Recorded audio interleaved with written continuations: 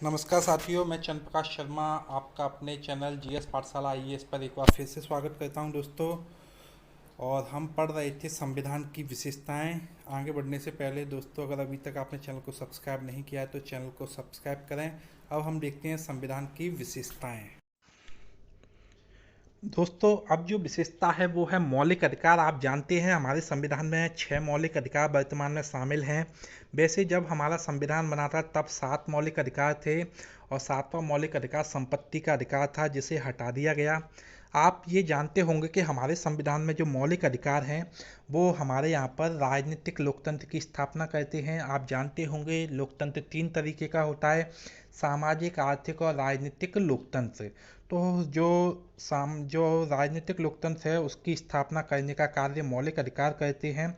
अगर आपके मौलिक अधिकारों का उल्लंघन होता है तो आप न्यायपालिका में जा सकते हैं और ऐसी स्थिति में न्यायपालिका के द्वारा कुछ रिटें जारी की जाती हैं, जिन्हें हम कहते हैं बंदी प्रत्यक्षीकरण, परमादेश, प्रतिषेध, अधिकार परीक्षा और उत्प्रेषण। आगे के चैप्टरों में आप देखेंगे इन्हें। तो इस तरीके की 5 रिट के माध्यम से आपके मौलिक अधिकारों को न्यायपालिका संरक्षित करती है। लेकिन साथ ही साथ मैं बता दूं दोस्तों, मौलिक अधिकारों की कुछ सीमाएं भी होती हैं कि ऐसा नहीं है कि आप अपने मौलिक अधिकारों का अनियंत्रित प्रयोग करें। आपको कुछ सीमाओं में बदलना होता है, या हम बोल सकते हैं कि संसद को ये अधिकार होता है कि आपके मौलिक अधिकारों को समाप्त कर सकती है ऐसी स्थिति में, या उन पर कुछ प्रतिबंध लगा सकती है। और साथ ही साथ आप जानते होंगे जो आपातकाल होता है उसके दौरान हमारे कुछ मौलिक अधिकारों को रोका जा सकता है। तो वर्तमान के 6 मौलिक अधिकारों को मैं आपको बता देता हूँ। आपके मौलिक अधिकारों में समानता का अधिकार, स्वतंत्रता का अधिकार, शोषण के विरुद्ध अधिकार, धार्मिक स्वतंत्रता का अधिकार, सांस्कृतिक और शिक्षा संबंधी अधिकार और साथ ही साथ संवैधानिक उपचारों का अधिकार शामिल है। दोस्तों, जो 6वां अधिकार है आपका, जिसे हम संवैधानिक उपचारों का अधिकार बोलते हैं, काफ़ी महत्वपूर्ण है और यही एक तरीके से सारे अधिकारों का संरक्षक है। साथ ही साथ आप ये भी जानते होंगे संविधान के भाग 3 में मौलिक अधिकार भाग 3 में मौलिक अधिकार हैं जो 12 से 35 तक हैं। तो इनके बारे में हम पूरा चैप्टर पढ़ेंगे आगे चल के। अब देखते हैं अगली विशेषता है राज्य के नीति निर्देशक तत्व। तो दोस्तों, हमारे संविधान में राज्य के नीति निर्देशक तत्व शामिल हैं। आप नाम से स्पष्ट समझ सकते हैं। राज्य के नीति निर्देशक तत्व मतलब राज्य को अपनी नीतियों को बनाते समय इन निर्देशक सिद्धांतों को याद रखना चाहिए।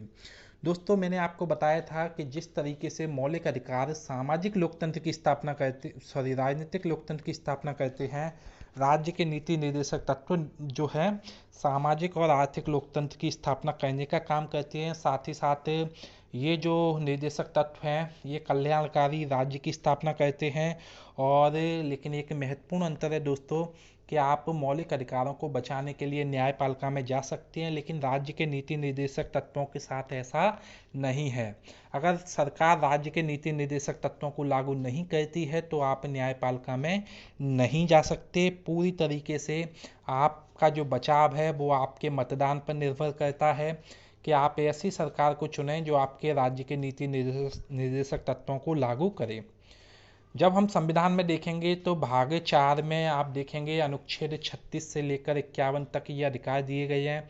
और इन अधिकारों को हम मुख्य रूप से 3 भागों में बांटते हैं: गांधीवादी निर्देशक तत्व, आपके समाजवादी निर्देशक तत्व और तीसरे उदारवादी निर्देशक तत्व। तो ये चीज़ें हम वहीं पर देखेंगे। इसके बाद अगली विशेषता है मौलिक कर्तव्य। दोस्तों, आपको बता दूं हमारे संविधान में मौलिक कर्तव्य शुरुआत में शामिल नहीं थे, लेकिन 1976 में परिस्थितियां कुछ इस तरीके से बदली कि हमारे संविधान में मौलिक कर्तव्यों को शामिल किया गया। और आप देखेंगे आपातकाल के दौरान इन्हें हमने 42वें संविधान संशोधन के माध्यम से शामिल कर लिया गया। और उसके बाद हमने 2002 में एक और संविधान संशोधन किया जिसे हम बोलते हैं 86वां संविधान संशोधन। इसके माध्यम से हमने एक और मौलिक कर्तव्य को जोड़ा। तो दोस्तों, वर्तमान में आप देखेंगे उस समय हमारे संविधान में एक नया भाग जोड़ा गया 4 जिसमें मौलिक कर्तव्यों को रखा गया। और इसी भाग के अंतर्गत एक अनुच्छेद शामिल किया गया जिसे 51 के नाम से जानते हैं। और इसमें उस समय 10 बातें रखी गई थीं और 2002 में एक बात और शामिल की गई। हम इन मौलिक कर्तव्यों को पढ़ेंगे, याद करेंगे। वर्तमान में अगर हम देखें तो बहुत कई महत्वपूर्ण चीज़ें इसमें शामिल हैं। आप देखेंगे इसमें कहा गया है कि संविधान की रक्षा करनी चाहिए, राष्ट्रध्वज का सम्मान करना चाहिए, आपको राष्ट्रगान का आदर करना चाहिए, राष्ट्र की एकता, अखंडता, संप्रभुता की रक्षा करनी चाहिए, स्त्रियों के प्रति जो बुरी प्रथाएं हैं उनका त्याग करना चाहिए। तो दोस्तों कुल मिलाकर हम इन चीज़ों को बाद में देखेंगे।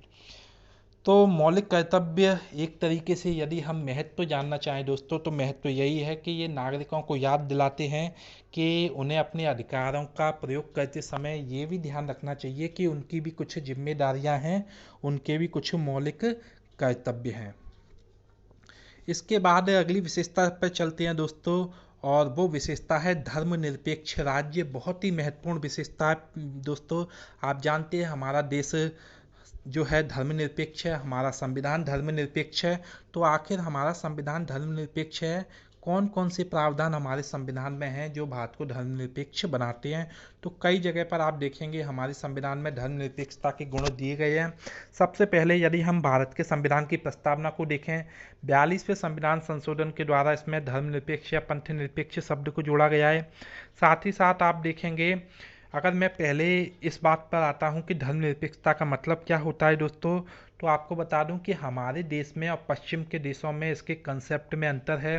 पश्चिम के देश मानते हैं कि एक राज्य धर्मनिरपेक्ष तभी होगा जब सरकार पूरी तरीके से धर्म से अपना संबंध तोड़ लेगी। तो जब धर्म के साथ संबंध नहीं रहेगा सरकार का विदेशों में, तो वो धर्मनिरपेक्ष सरकार कहलाती है या धर्मनिरपेक्षता कहलाती है। जबकि आप देखेंगे हमारे यहाँ पर ऐसा नहीं है।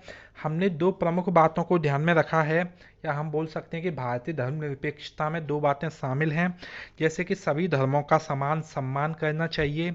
मतलब जो सरकार होगी वो सभी धर्मों का समान सम्मान करेगी और साथ ही साथ सभी धर्मों को समान सुरक्षा भी प्रदान करेगी। तो ये दो बातें काफ़ी महत्वपूर्ण हैं। और साथ ही साथ आपको बता दूं दोस्तों कि हमारे संविधान में धर्म के आधार पर प्रतिनिधित्व नहीं दिया गया है। आपने मौर्य मिंटो सुधार पढ़ा है, आपने मोंटेग्यू चेम्सफोर्ड सुधार पढ़ा, उसमें आपने सांप्रदायिक प्रतिनिधित्व देखा कि धर्म के आधार पर प्रतिनिधित्व दिया गया था। लेकिन वर्तमान में हमारे यहाँ पर ऐसा नहीं है, धर्म के आधार पर हम आरक्षण की व्यवस्था नहीं करते हैं संविधान में, संसद के अंतर्गत। तो हम देखते हैं कि संविधान में कहाँ कहाँ पर धर्मनिरपेक्षता की बात की गई है। तो पहला आपने प्रस्तावना में देखा, दूसरा आप अनुच्छेद 14, 15, 16 में देख सकते हैं। आप अनुच्छेद 14 में जानते हैं विधि के समक्ष समानता, विधियों का समान संरक्षण की बात की गई है। मतलब सभी व्यक्ति कानून के सामने समान हैं, तो धर्म के आधार पर भेदभाव नहीं किया जाएगा। ऐसे 15वां आर्टिकल में लिखा है कि धर्म के आधार पर किसी भी व्यक्ति के साथ भेदभाव नहीं होगा। 16वें आर्टिकल में लिखा है कि नौकरियां जो होंगी सार्वजनिक सेवाओं में सभी नागरिकों को समान अवसर दिए जाएंगे। इसी तरीके से आप देखेंगे हमारे मौलिक अधिकार में 25 से लेकर 28 तक धार्मिक स्वतंत्रता का अधिकार है, जिसमें आर्टिकल 25 कहता है कि सभी लोगों को या सभी व्यक्तियों को किसी भी धर्म को मानने का अधिकार है, उसका प्रचार करने का अधिकार है। साथ ही साथ आर्टिकल 26 में धार्मिक मामलों के प्रबंध की बात की गई है कि आप अगर किसी धर्म से संबंधित हैं तो आप जो है अपने धर्म से संबंधित संस्था का गठन कर सकते हैं, उसका प्रबंध कर सकते हैं। 27वां आर्टिकल कहता है कि आपको किसी भी धर्म के प्रचार के लिए सरकार को कोई भी टैक्स नहीं देना पड़ेगा, या सरकार आपसे धर्म के आधार पर टैक्स नहीं ले सकती। और 28वां आर्टिकल कहता है कि सरकारी जो संस्थाएं होंगी, शैक्षणिक संस्थाएं, उनमें धार्मिक शिक्षा या धार्मिक निर्देश नहीं दिए जाएंगे। तो दोस्तों इस तरीके से धर्मनिरपेक्ष राज्य की हमारे संविधान में एक तरीके से जो है स्थापना की गई है। साथ ही साथ आप आर्टिकल 29 और 30 में भी देख सकते हैं यही हुआ है। 29 में आप देखेंगे कि अल्पसंख्यकों से संबंधित प्रावधान है कि भाषा, लिपि और संस्कृति को जो है संरक्षित करने का अधिकार है सबको। तो आप जानते हैं जो अल्पसंख्यक समुदाय हैं धर्म के आधार पर, धार्मिक अल्पसंख्यक, वो अपनी लिपि आदि को संरक्षित कर सकते हैं।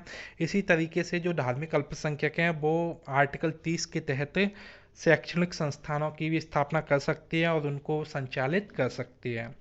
एक और प्रमुख प्रावधान है जिसे हम कहते हैं आर्टिकल 44।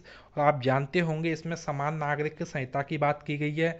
समान नागरिक संहिता की बात मतलब है कि सभी धर्मों के साथ एक समान व्यवहार किया जाएगा। सभी धर्मों के जो अपने आंतरिक कानून होंगे वो भी समान होंगे। तो इस तरीके से हमारे संविधान में धर्मनिरपेक्ष राज्य की स्थापना करने का प्रयास किया गया है। अगली विशेषता है दोस्तों सार्वभौमिक वयस्क मताधिकार। तो सार्वभौमिक वयस्क मताधिकार का मतलब यही है दोस्तों कि सभी व्यक्ति जो उम्र के अनुसार परिपक्व हो गए हैं उन्हें मतदान करने का अधिकार हो। धर्म जाति के आधार पर, लिंग के आधार पर, पैसे के आधार पर, टैक्स के आधार पर या शिक्षा के आधार पर उन्हें मतदान करने से वंचित नहीं किया जाए। इसी को हम बोलते हैं सार्वभौमिक वयस्क मताधिकार। और हमारा देश जब आज़ाद हुआ था तब ये अधिकार हमने अपने लोगों को दिया। उस समय कहा गया था कि भारत देश जिसमें गरीबी बहुत है, भारत देश जिसमें अशिक्षा है, असमानता है, तो भारत बहुत बड़ी गलती कर रहा है अपने देश के लोगों को इस तरीके का अधिकार देकर। लेकिन दोस्तों आप देखेंगे 70 साल बीत चुके हैं और हमारे देश के नागरिकों ने इस अधिकार का बहुत अच्छा प्रयोग किया है। और बाद में विश्व के अन्य देशों को भी कहना पड़ा कि हाँ, हम उस समय गलत थे, भारत एक परिपक्व लोकतंत्र बन चुका है। दोस्तों यहाँ पर मैं एक और बात ध्यान दिलाऊं आपको कि पहले जब शुरुआत में जब संविधान बना था तब मतदान करने की आयु जो है 21 वर्ष हुआ करती थी। लेकिन बाद में 61वें संविधान संशोधन के द्वारा ये जो आयु है 18 वर्ष कर दी गई है। अगली विशेषता है एकल नागरिकता। आप देखेंगे हमारे यहाँ पर कोई भी व्यक्ति जो होता है वो भारत का नागरिक होता है, किसी राज्य का नागरिक नहीं होता, निवासी होता है। कहने का मतलब हमारे यहाँ पर एकल नागरिकता ही दी जाती है। और हमारा देश एक संघीय देश है, जबकि अमेरिका जैसे संघीय देशों में कोई भी व्यक्ति जो होता है वो दो जगहों का नागरिक होता है, अपने राज्य का भी नागरिक होता है और अपने देश का भी नागरिक होता है। तो ऐसी स्थिति में उसे दो तरीके के अधिकार मिलते हैं। तो आप समझ सकते हैं दोस्तों, जब दो तरीके के अधिकार मिलेंगे तो अधिकारों में वृद्धि भी होगी।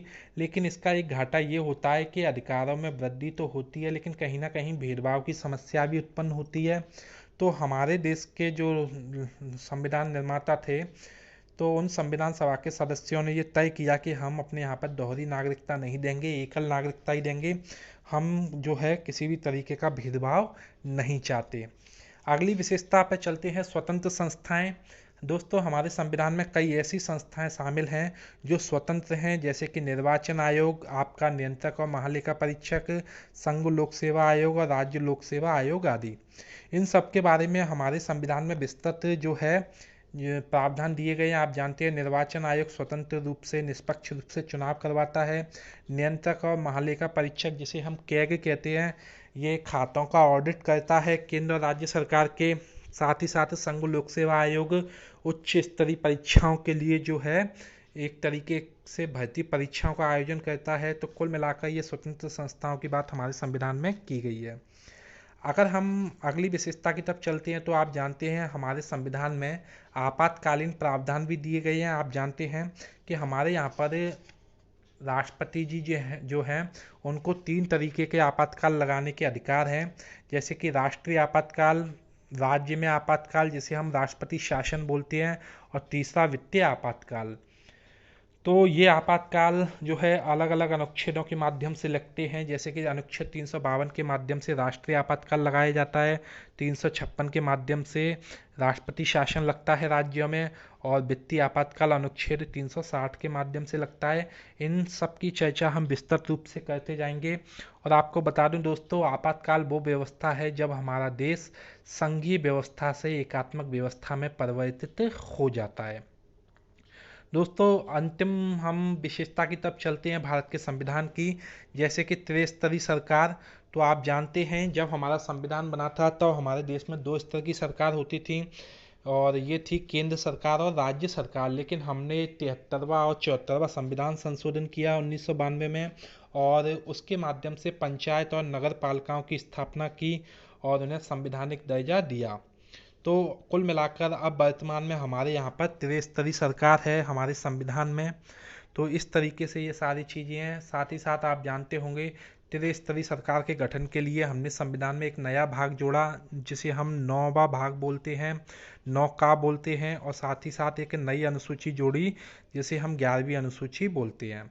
ये पंचायतों के लिए थी। इसी तरीके से 74वें संविधान संशोधन के द्वारा हमने नगर निगम, या हम बोल सकते हैं कि नगर पालिकाओं के लिए प्रावधान किए, और हमने एक अनुसूची जोड़ी जिसको हम कहते हैं 12वीं अनुसूची। तो दोस्तों ये सारी विशेषताएं थीं। साथ ही साथ एक और विशेषता है कि सहकारी जो संस्थाएं हैं उनको हमने संवैधानिक दर्जा दिया है, तो ये भी एक विशेषता है। तो दोस्तों ये सारी विशेषताएं आपने देखी, और जब आप इन संविधान की विशेषताओं को पढ़ते हैं तो आप एक तरीके से अपना बेस बना लेते हैं बाकी की संविधान को पढ़ने के लिए। और इन विशेषताओं पर जब आपकी पकड़ होगी तब आप समझ सकेंगे कि कुछ विशेषताएं संविधान संशोधन के बाद शामिल हुई हैं, जबकि कुछ विशेषताएं हैं जो संविधान बनने के साथ से लेकर अभी तक हमारे संविधान में बनी हुई हैं। दोस्तों इस तरीके से ये चैप्टर समाप्त हुआ। उम्मीद है आपको ये पॉडकास्ट क्लास जो है रिवीजन की दृष्टि से काफ़ी महत्वपूर्ण लग रही होगी, समझने की दृष्टि से भी महत्वपूर्ण है। आप सिर्फ इन्हें सुनते चलिए और यकीन मानिए संविधान आप बेहतर रूप से समझ सकेंगे। धन्यवाद, मुझे इजाज़त दीजिए और मिलते हैं अगले वीडियो में। Thank you.